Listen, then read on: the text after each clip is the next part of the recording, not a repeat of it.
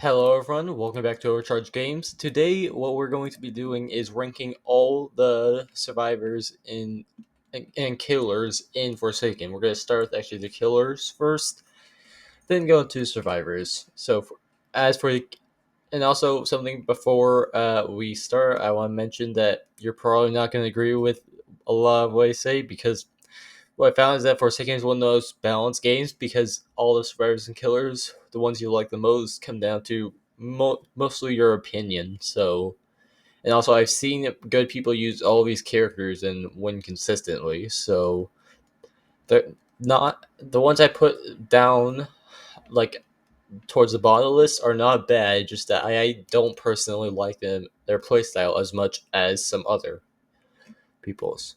So now it's on to tier list. So for the killers, I'm gonna be ranking it based from worst to best. I currently have it lined up from cheapest to most expensive. So let's get started. Going at the very bottom of the killer tier list is Cool Kid. So some of you may be thinking that Cool Kid is the best, but that's just because he's really easy to use. In my opinion, he's the easiest, even though technically Jason is supposed to be the easiest based on a skill level, but Jason has some things about him that you have to learn through playing the game. Cool Kid you just get to do a whole lot of things that are just everything about him is easy. It's really easy to just use walk speed override and just charge at people and sometimes punch them. It's really easy to learn that. And then Corrupt Nature, it's not that hard of a projectile to aim because it's really slow and yeah, and you can aim it anywhere. And then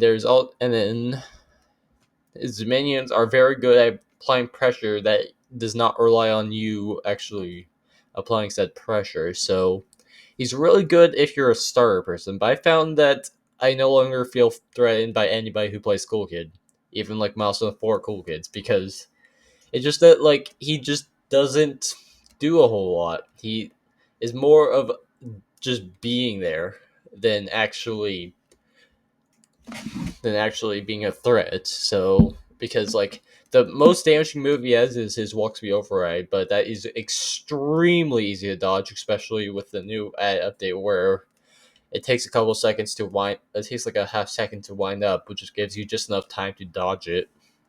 And also, as guess, you can just kind of block it. And also, his M1 is probably like one of, if not, I think it's like the second worst M1 in the game, behind one other person. Because it's even though it's really quick, it also has a very tiny hitbox and doesn't do a whole lot of damage. So now on to the next one. John Doe is going next. Again, a lot of people probably disagree with me on this, but I don't think John Doe's that good. I have played the game for 4.5 days. I don't think John Doe's good because he is just slow. He just doesn't do anything. So first of all, his M1 sucks. It's extremely slow. Yes, it does 28 damage, but also you can just kind of dodge it. It has like a really tiny hitbox. And it has a long hitbox, but it has a very tiny one, so it's just easy to juke to one side and just dodge it. His corrupt energy got a little bit of a buff in the Noli update. It now the spikes go faster, and also you can't just stand up to him. Like he can just if he uses corrupt energy, you used to be able to just walk up to him, and he can't do anything about it because his spikes wouldn't spawn quick enough. But now that doesn't work. Now if you do that, it will still hit you. And also the spikes are really fast now, so it's so much harder to dodge. I originally thought Koke was above John Doe, but because of that buff, I think he at least deserves to not be in dead last. And then like the digital footprint is good if the survivors are going against are idiots, because if they're not, then they're not going to step in it. It's like, okay, you blockers have that path, I'm going to go somewhere else. And trapping survivors, just don't get trapped. It is so easy. If you have corrupt energy, I just go towards John Doe. It's like it seems counterintuitive, but if he's obviously trying to trap you, the best thing you can do is go back to him, because otherwise he's just gonna plant the corrupt digital footprint and trap you in there. So just don't let that happen. And he also has a detection ability, which is not terrible. Let's talk about his passive. His passive recently got a huge nerf. Before, it was probably the best. It was almost certainly the best in the game, with it like making it so that you can only be stunned for like 2.175 seconds. I think I remember, and you would gain speed after getting stunned, which was insane. It literally meant that he basically couldn't get stunned unless if you just. It would help him almost. It would almost help him more than the survivor. But now that only it does it for 2 seconds, and it gives you more speed, I think. But it only applies if you are currently using corrupt energy or error 404, which makes it practically useless. Because let me ask you, do you always have those? Well, you're first of all, you're not going to parry with corrupt energy. People think that you can parry with Error 404 because it doesn't actually stop Error 404 and you still get the buff. But do you always have Error 404 on? No, it has like a 30 something second cooldown. And also, this leads to you sometimes be able to bait John Doe's Error 404 with especially guests, where very good John Doe players who want to kind of just show off, when you block and attack, they'll immediately use Error 404. Then you look at them like an idiot and just run away, because it slows them down so much that if you don't try to stun them, then they just wasted an ability, and also that leaves them completely vulnerable to other stuns. So all in all, John Doe is like he just, and also he just has. Also, he's one of the only killers without a punishing move, which is not very good. If you can't really punish a survivor for doing something, then they have no incentive not to do it. So it just allows everyone to do whatever they want, really. He just doesn't feel like he has all that much control on the round, I feel like. So that's just my opinion. Next up is going Jason. I love Jason, but I have to acknowledge that he has some pretty big weaknesses.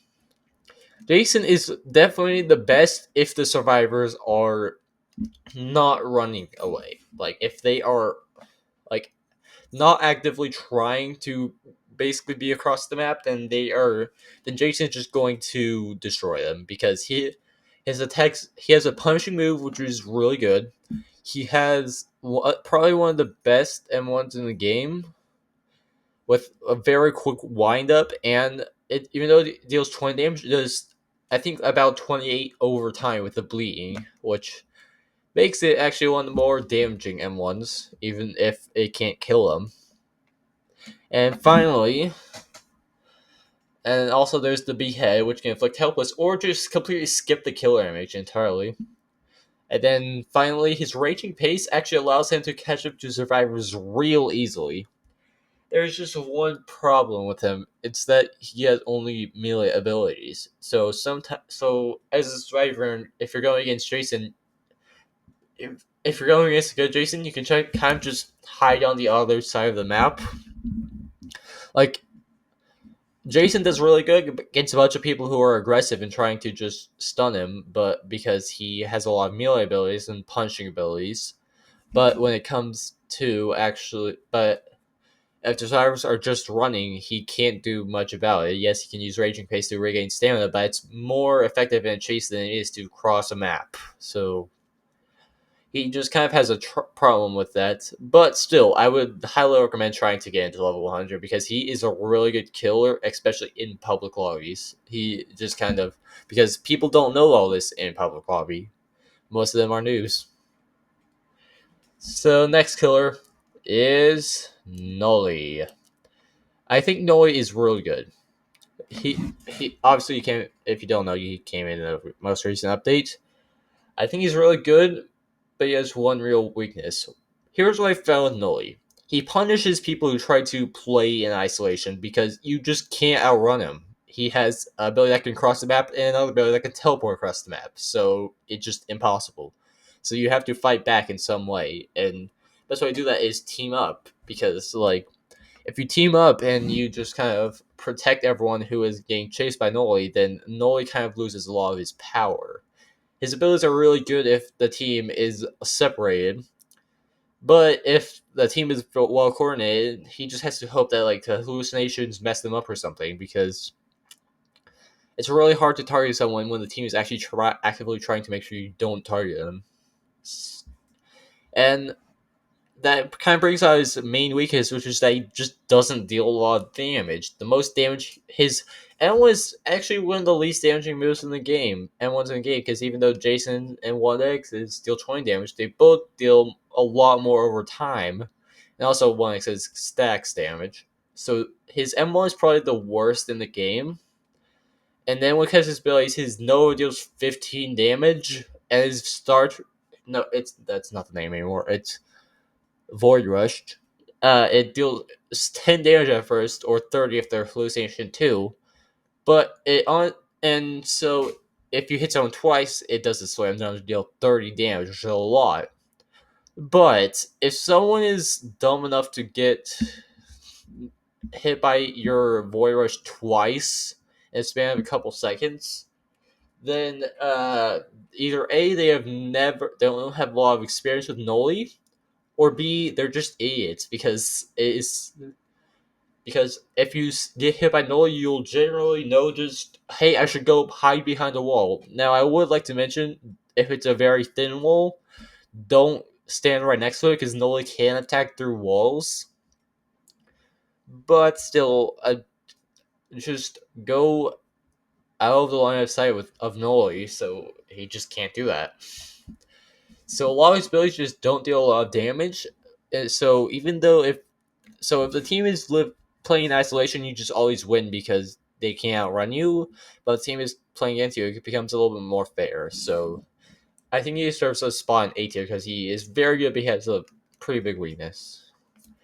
1X is obviously next because he's the last one. Some people think 1X is the worst because he doesn't have a lot of base speed. That's nonsense. He first of all, he has the highest, he has the most range, damage, and is functionally one of the fastest killers in the game. He has the most ability to catch up to survivors. So as for the range, it's pretty obvious. He has the two best ranged attacks in the game, with the fastest projectiles and most effectiveness on hit. Either be able to stop the person in place with entanglement, or just dealing a buttload of damage with Mass Infection. Now, as for the damage, you might be a little bit confused, because Mass Infection is his highest damaging move, but it says it only deals 40 damage while Jason's Gashing Wound does 50. Yes, it says that, but actually, what if you didn't know, his Mass Infection does like a 30 or so damage melee attack first, before launching the ranged attack. Which means if you hit someone right up close, then you can deal a total of 70 damage, which is basically a death sentence for whoever is hit. Because it also inflicts a whole bunch of glitch and poison, so yeah. And so you might think, and also you might think that it's really hard to, that's not going to happen because nobody's going to be done if you just stand right next to you while using Mass Infection. But first of all, that's why there are two main situations where you can use it. Either A, you hit someone with an entanglement and you're basically right next to them, so you can just use Mass Infection. It's really hard to get out before then. Or B, you're trying to bait a guest's block. So if you know they're probably going to block, just run up to them and use Mass Infection instead of M1. They'll sometimes just block it and then get destroyed. And honestly, even if they wait and block your melee attack of Mass Infection, which they can do, they what actually happens is that he does 1X does the melee attack, and then he does the ranged attack. So he Yuki, what are you barking at? Okay, my dog's calm down. So, but even if they block, what actually happens is that he doesn't melee attack with Mass Infection, and it knocks aside the Gets block so that a ranged attack still hits. So even though they get a block, they still take 40 damage, which is a good lot, even though they get to parry you.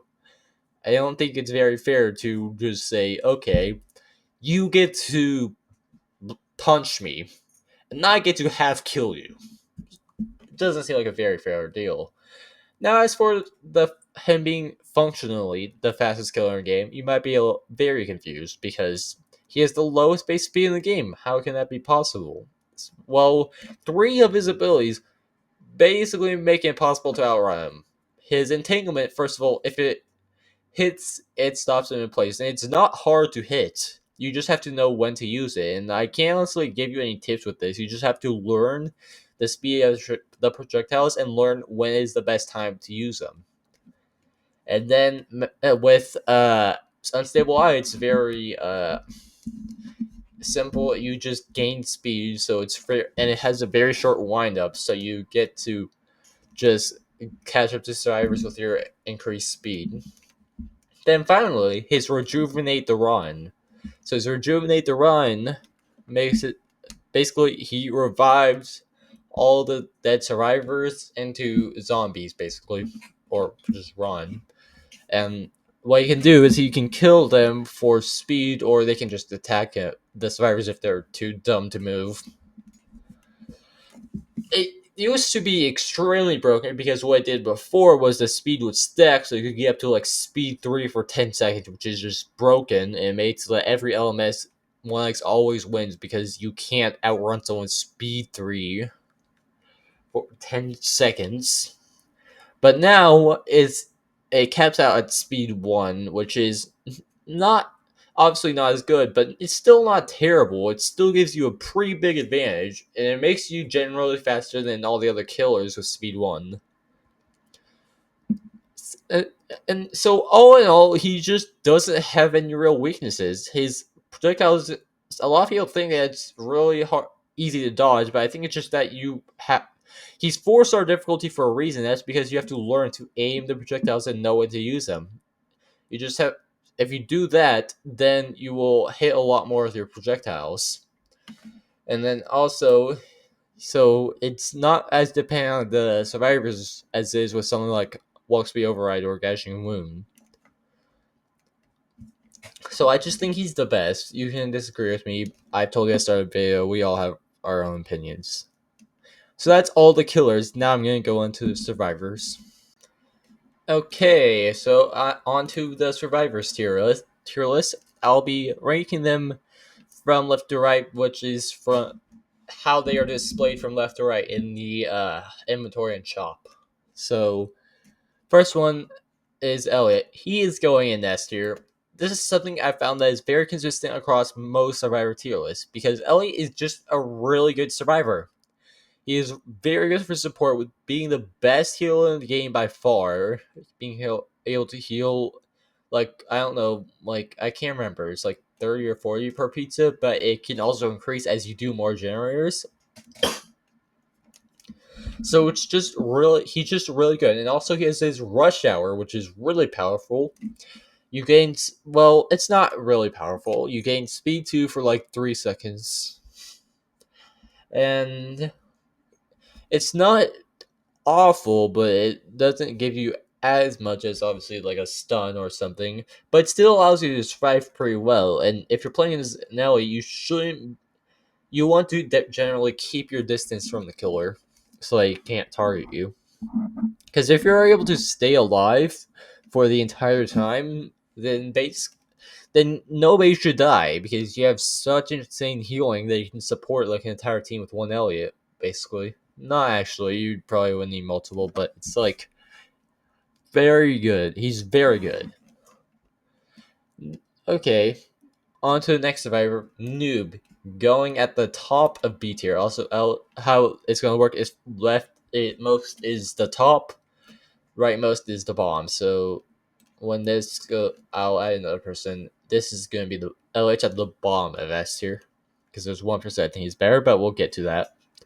So Noob is going at the top of B tier, basically dead middle. So I am ranking this list based on how much you support your team and how much you help yourself survive. Noob does one half of that very well, and the other half not at all. He does not support his team, but he is very good at surviving on his own. He has three main abilities, which are his Bloxicola, his Ghost Burger, and his Slate Skin, and they all let him survive pretty well.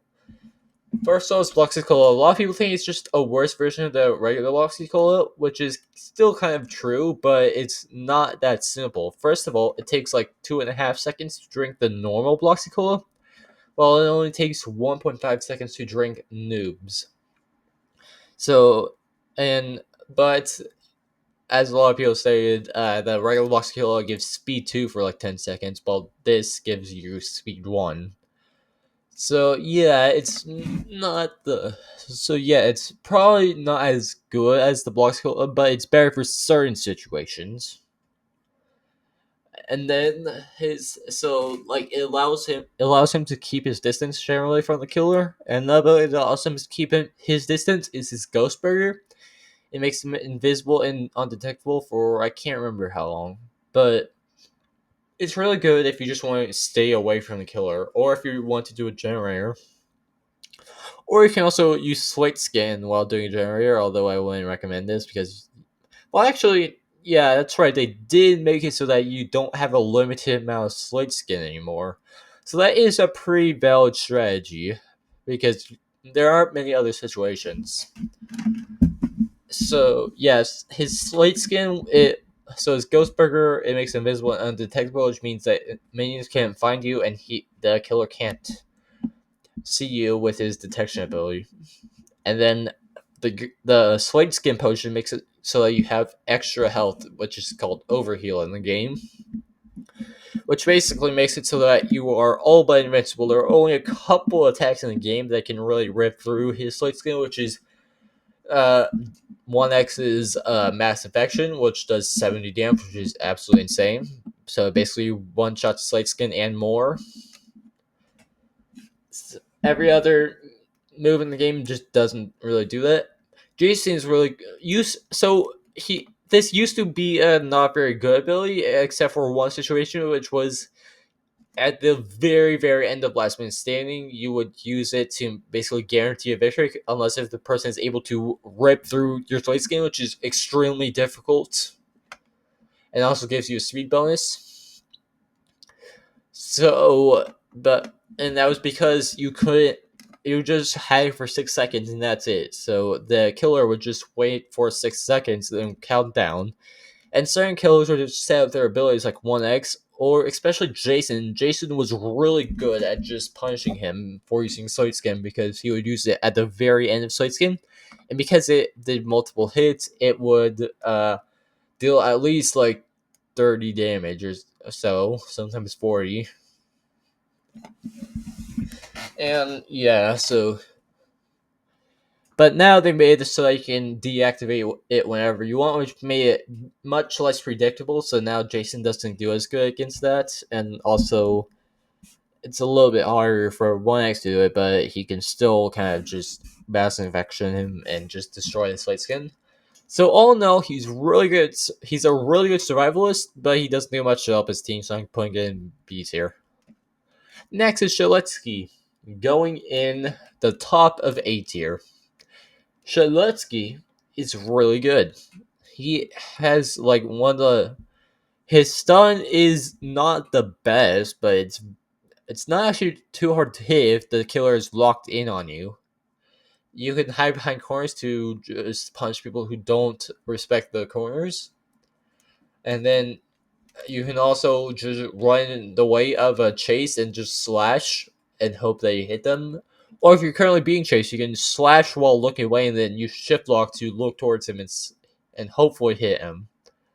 Now, if you miss, certain killers will have a way to punish you, like especially 1X. And then there is his fried chicken, which is what makes him probably one of the best sentinels in the game. And it's because he can heal, which is really powerful. He can heal so basically it heals like 10 or 15 HP, I think, somewhere around there. immediately before healing an extra like uh, up to 40 HP total over time. But if you're hit while you're healing over time, the healing over time stops.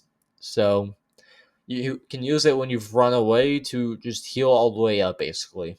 It's just broken. But that means the best way to deal with Shaletsky is to just kill him before he gets the chance to do that.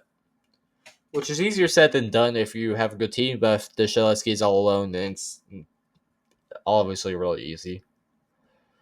All in all, he's a really good Sentinel. And I would highly recommend if you've just begun the game and you want to play Sentinel, play him. There's a reason that he is the free character. He is one of the best to play.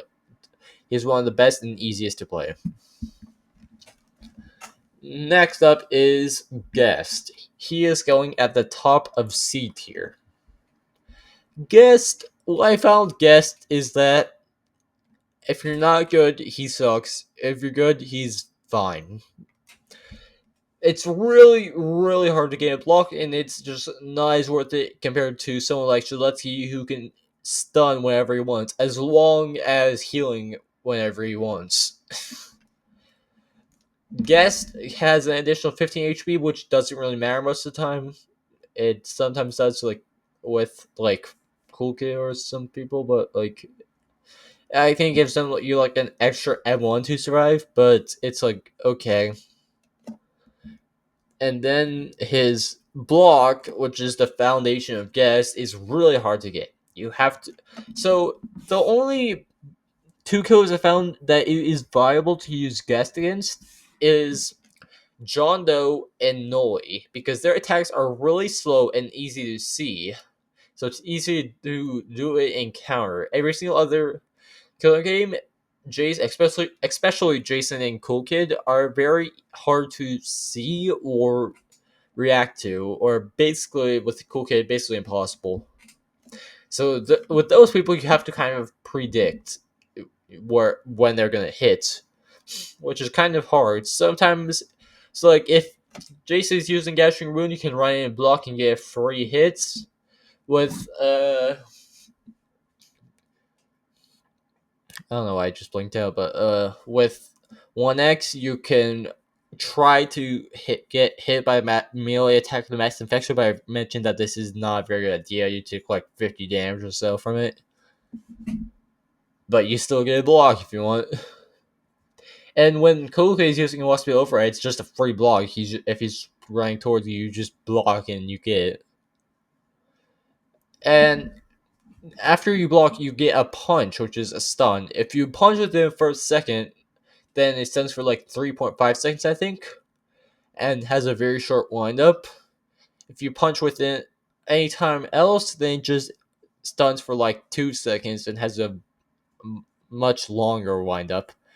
Basically, if you don't punch within the first seconds of getting a block, it becomes basically useless because like 2 seconds of stun is actually not that long in the game. Like whenever you get punched right, I guess just randomly, you're just like, oh, okay, I'm gonna just ignore you, or you can just kind of go after the guest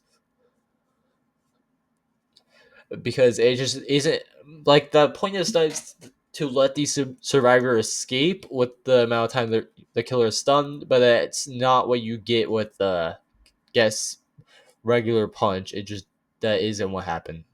What happens? It's like oh, and you shrug it off and just keep going. So if you get parry, it's pretty good. It basically allows the guest to escape and also anyone else who the guest was trying to protect. So yeah, if you can parry punch, it's really good. His charge is fine. It's like okay. It can be good for trying to gain aggro, but that's not. I've seen a lot of killers when I'm playing guest just completely ignore me, so I would have to like stand on the survivors while running and react to the killer's attack, which sometimes you can't do because sometimes you're running behind them. So yeah, if the killer doesn't target you, then you don't get a block anyways.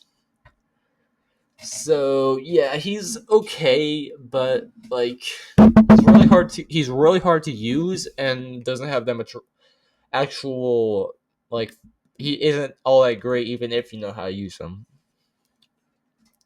Next is Two Time, going at the very top of S tier. Two Time is extremely powerful. He is the best sentinel in the game in my opinion.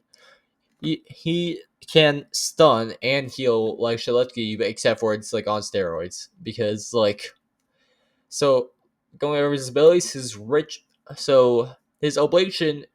If you ever die with full oblation, then you respawn with half HP, and if you get to last man standing, then you will respawn with 110 HP wherever your and you will always spawn wherever your ritual is that you in place. And how you get oblation is by stabbing the killer. To get full oblation, you either need to do 3 stabs of any kind, or 2 backstabs. So it is not so you have to know when to come in as Two Time because a lot of people think that Two Time is terrible because if you just go in willy nilly, then you get targeted and die. So that's why you don't do that. You generally wait until you know see the killer like slowing down or trying to, or the killer's using an ability. It's the best. Those are the best times to use. Our best times to run up and backstab them. And you can also use the crouch and stab if you want. I actually don't use that a lot when I'm playing Two Time because I don't know, it feels wrong. It just feels wrong to me, so I just kind of run up and stab them. Okay, so that's so yeah. I just think he's the best killer because he can heal, he can respawn, and also he is the best sentinel in Last Man Standing. Gets an extra 10 HP over most other sentinels, along with his stun, along with just being able to crouch. Which, if you don't know how Last Man Standing works, so the detection abilities always work on. So going undetectable doesn't work against the killer in Last Man Standing because obviously it would be a little bit broken to be able to just hide. So what it does now is if you're undetectable, it skips the first portion of Last Man Standing where you are highlighted along with the killer. It basically it stops that. But if the killer ever uses a detection ability, then he can still see you. But with Cool Kid, he doesn't actually get a detection ability, and also it's a little bit of the same with Noli because his detection ability is a little bit weird. Both these people struggle in Last Man Standing against someone like Two Time with that undetectable ability. So yeah, all in all, he is really good. You just have to survive. You just have to not engage the killer. You have to come and stab at the right moment. So that's Two Time. Next one, 7-7, going at the top of D tier. I don't like 7-7. I don't think anybody likes 7-7, except like especially playing against a 7-7. But most people, I don't think, like playing at 7-7 because it's he just kind of doesn't work. First of all, it is really obvious the clones his only way of escaping in a chase. His clones, they are so obvious. If you can't really use him at chase at all because it is really obvious. You just see a phantom outline just run away. You're like, hey, I think that's the real 7-7 because that guy's running to a wall. And then like the seventh, yeah. So the only viable option is to use it right as you get out of line of sight, which also doesn't generally work because you see them just running in a very direct path or just running into a wall. So it's very obvious. So, and his cool GUI is good in Last Man Standing, but basically nothing else. Like, if you lean for Last Man Standing, he's pretty decent because, like, he can teleport across the map and also just become undetectable like Two Time. But when it comes, but in any other phase of game, he just can't outrun the killer. So you just kill him early game, and that's it. So yeah, he is just very annoying to play as and against, in my opinion. So that's where he goes. Builder Man, going at the bottom of A tier. Builder Man is really good. Especially his Sentry. They recently gave him a little bit of a buff in the recent update where they made so that all his structures are outlined to survivors, which is really good, especially for the dispenser. Before the pro dispenser, I felt like was that it you just didn't know where it was. So even if you're at low HP and you had a Builder Man, they either had to build it right next to you, or you had to go find it. But now everyone knows where the dispenser is, so you can just kind of go in there over there and heal. So it's actually a much more viable healing option because before the problem was if you place it on a direct path, then the killer would just destroy it whenever they pass by. And if you place it off to the side, the survivors won't really know where it is unless you lead them to it or just place it right next to them. So yeah, but now you know where the dispenser is, so you can go find it real easily. And his Sentry is really powerful. It takes 2 emeralds to kill, and it just you if you don't kill it, then it is really really powerful because it inflicts slowness 2 for like a second, and it does this over and over again while you're in range, which is really powerful. Slowness 2 is really really bad to have. So yeah, and if you place it in the right spot, it can be extremely annoying. And like on certain maps, there are spots that are just so annoying to play as against as killer because you have to like go all the way up to a place where the sentry is, and everyone's just gone by that time. So you had to kill a sentry, but like you got to kill the sentry, but they're going to place another one. And if you're playing it as like all Builderman, then it can be very powerful. But it just for now, I don't think he's the best, but he is very good. Next is Dusakar. He is going the bottom of C tier. I honestly thought he was better before the update because now it just feels like he doesn't do a whole lot. Like before the update, he was a god when it came to support. But now, because like on certain maps, you just be this like guardian angel, just raining spells down from the sky. But now he does give a good amount of support, but there's no intention of doing that but they made basically so that Duskar is now better at helping himself than is now much more better at helping himself because he uses abilities while running.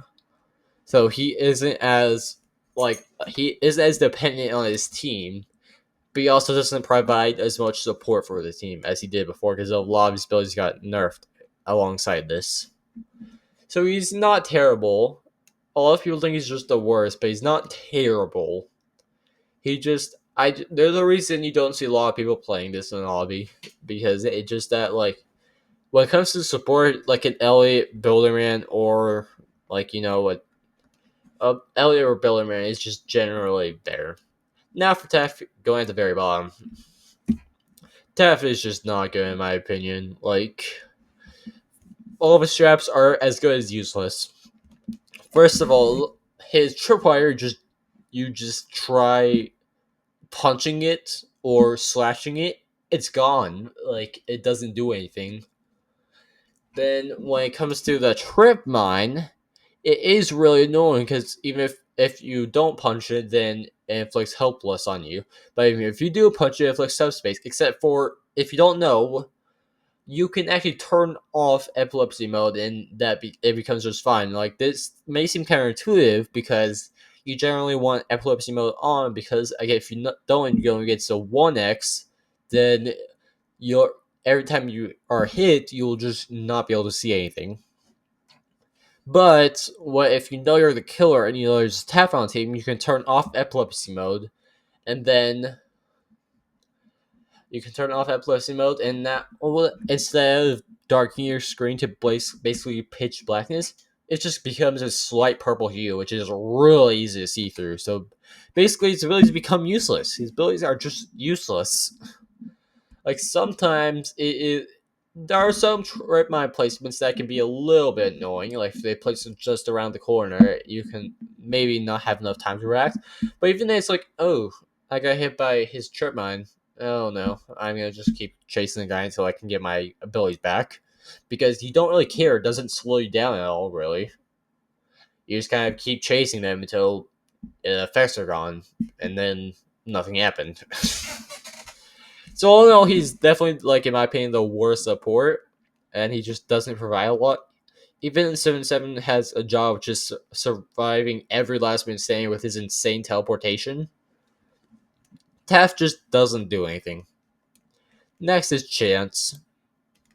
Chance is really meh, RNG based. Like that's his trope. He just kind of doesn't. So he is based on luck, but not entirely. If you flip enough for 3 charges, all his abilities become pretty good. But they're just you just kind of have to hope luck is in your favor, especially when like rolling for HP. You have to hope you get like 100 plus HP. When you're doing a gun, you have to hope that the 10% chance that your gun doesn't work doesn't happen. But all in all, his abilities, if you have 3 charges, they're pretty reliable. But he also gains weakness when flipping, so he is really, really fragile early game. And also, it is sometimes really hard to hit his shot. If the killer knows that you're trying to shoot them, they can just dodge left and right, and you have to just predict where they're going to go, which can be very hard. And also, it's not like a stun like Shaletsky where it has multiple hitboxes to make it last longer. It has one hitbox. If it does, it just instant. If it doesn't hit, it doesn't hit, which can be really annoying. He's the guy I got to level 100 first, but not because I thought he was the best. It was mostly just because I thought it would be funny. So yeah, all in all, he is not definitely not the worst, but definitely not the best. So that's my survivor tier list, and that was my killer tier list. Let's go back to that. This is my killer tier list. You can let me know what you think. If you think that this is stupid, like one should belong on, like, I don't know, D tier or something. But I think this is a pretty fair tier list. So yeah, that's just what I think. So you guys can make your own tier list if you want. So I'm just gonna thank you all for watching. Thank you all for watching. Thank you. If you made this far, please like, subscribe, and I'll see you next time.